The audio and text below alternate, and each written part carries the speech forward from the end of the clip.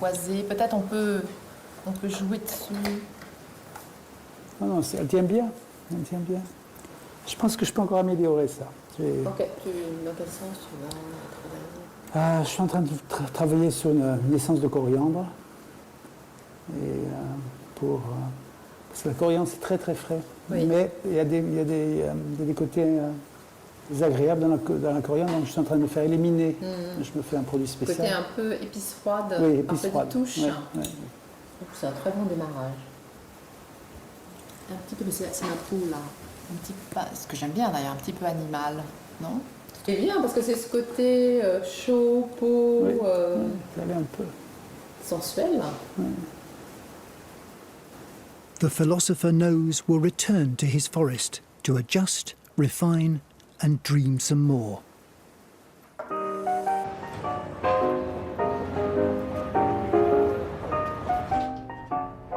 Christopher Brosius is about to offer thoughts on the smell of Britain to his client, Sean Crowley. He's memorised the smells of London and recreated them with a mix of ingredients sourced from chemical companies. The army greatcoat that he mentioned was very intriguing to me, although I know that fabric smells have been a big challenge to really get right. It's one of those kinds of smells that the perfume industry overlooks. You know, it's like they're not interested in the smell of wool or tweed or cotton or silk. They want things that are pretty, which means, you know, like flowers, fruits, you know, trees, what have you. The challenge is always, do the aroma chemicals exist that I can use to put this together? You know, because it's all about, for them, it's, you know, naturally what's commercially viable and what they, you know, commercially viable in this country particularly means easy. What can we make a lot of and sell a ton of without really having to do anything about it? You know, you're loving that. It's been 5 months since Sean Crowley was last here. He's ready to smell Britain. I mean, it would be nice to have a little jar on a table and just pick it up and have a remembrance. But yeah, I'd really like it to be something that I could wear. I mean, I think that would be the ideal.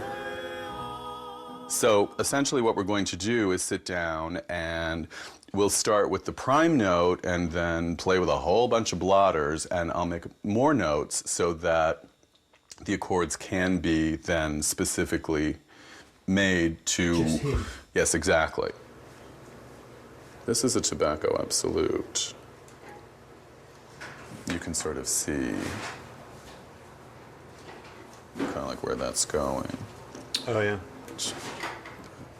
It smells like a pipe after you've Frequently, smoked it. yes. Have a whiff of the firewood, which is very much an English sort of drawing room fireplace that I thought might be some of the background for that men's club idea. Oh, yeah, that's nice. We didn't talk about gin very much. Any thoughts on that? Yes, please. Okay. Because I have to say, it's like that is one scent that a lot of my English clientele, boy, do they get it. This is a London dry gin. It's funny, because I was in a pub, like a nice old proper English pub, and it's the first one that I've been into for a while, and certainly since the smoking ban. Well, that wonderful sort of fusty, smoky, tobacco-y, you know, cut a little piece off and take it home with you atmosphere is gone. You call that progress? We'll get that kind of like humid carpet smell, why not? I like that faintly moldy, earthy quality. Sort of an animal smell. Absolutely right, but you can smell it. Yeah. Okay, good. It's called wet sheep. Oh. It's like the down market is just what you want sometimes. You want the Cadbury smell. You want, what's that, my favorite one in England? Fairy liquid, dishwashing liquid. Okay. Those are important. But I just noticed porcelain. A tough note. There will be more blending and shaping before the scent is ready. But it's possible to smell a rough sketch now. This is a lot.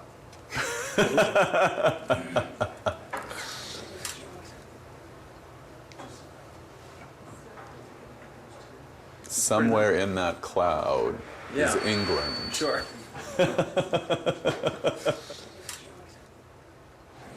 Well, I'm definitely getting, like you said, lots of Green. vegetal kind of. Is the chocolate in there? Is the Cadbury in there? It is. That's great.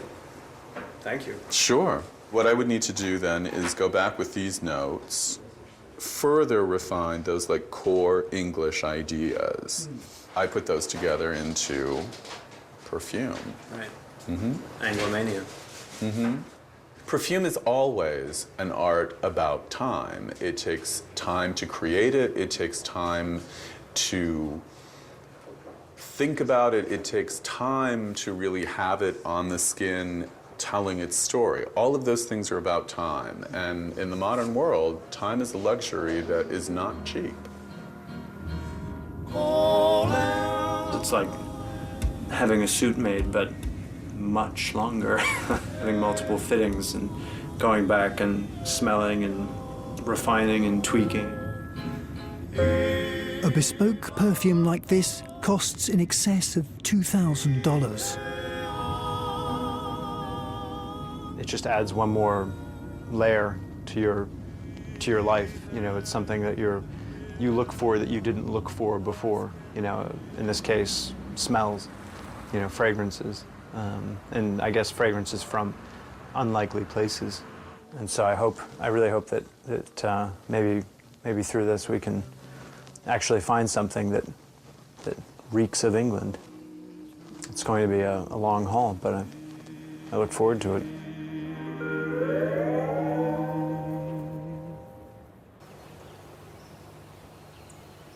At their Parisian nose school, the students are aquiver.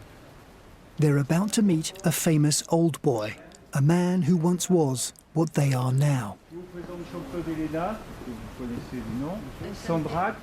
Outside, master perfumer Jean-Claude Elena is just another face in the crowd. In here, he's a god. Some of the big perfumers, it's like, wow. It's like meeting a celebrity. Jean-Claude Elena,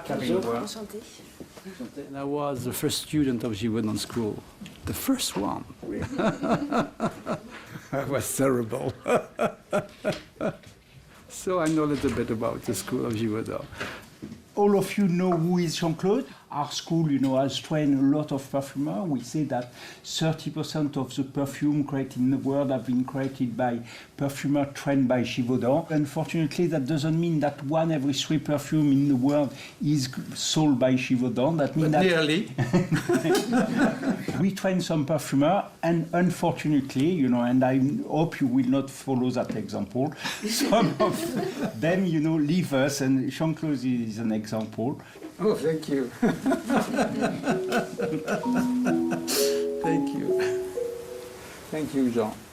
Today, they are going to leave the school, they are going to work for Givaudan. What advice would you give them? You have to believe on yourself, and at the same time you need to have doubt. Because it means that you are creating things. If you have no doubt, here starts the problem. I believe. If you are too sure about yourself, you close your mind, and I'm sure the customer can feel it. So be sure, but at the same time be open. So, not easy, and I'm sure the customer can understand that. Guichard is taking a risk inviting Elena. He's a star, but he's also a maverick who's written his own rules. The students might start getting ideas. He takes you because you're an artist. And he likes to work with you because you represent what he is not. I have no brief, no market test, No market test on perfume, no market test on the bottle, no market test at all. And for me, marketing has nothing to do with the art.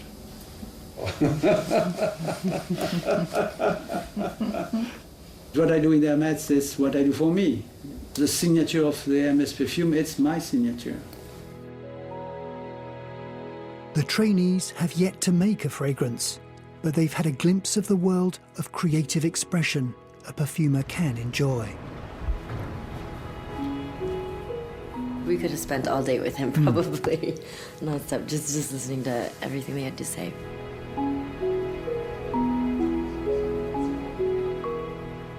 I don't know, there are so many things to think about now and to digest, you know, but it's like new universes that's open for us. When he's talking about the details of how far he can go in his work, that's like what Quentin says, like it's something that we dream about and we hope to be at one day.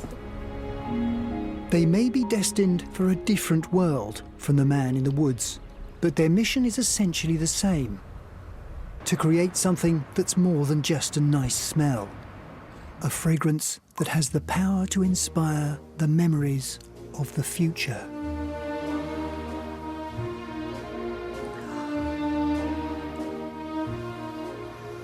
Such memories become flying back to me, as far away as my 18th birthday, which was just after the war had finished. Beautiful warm summer's evening, and this just gently wafting up from the flowers in the night air. Oh, lots of lovely times. And whenever we used to go dancing, which was quite a lot, always found its way behind my ears or on my wrist. Promises, promises, I guess.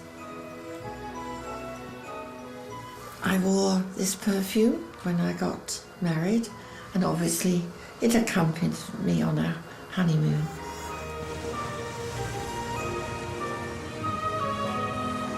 No matter what, this is the one.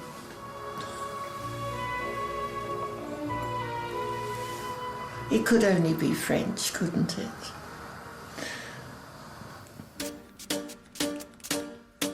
Next time, perfumers seek big opportunities in new economies. The European business and the American business have not enjoyed tremendous success. These other regions are exploding. It's not just about fine fragrance. Is that the magical moment there? That's one of those. The secret is decoding local tastes and then pandering to them. She loved it, this one, believe me. Oh, that's gorgeous. Tales from a liquid gold rush. Scents and sensibilities.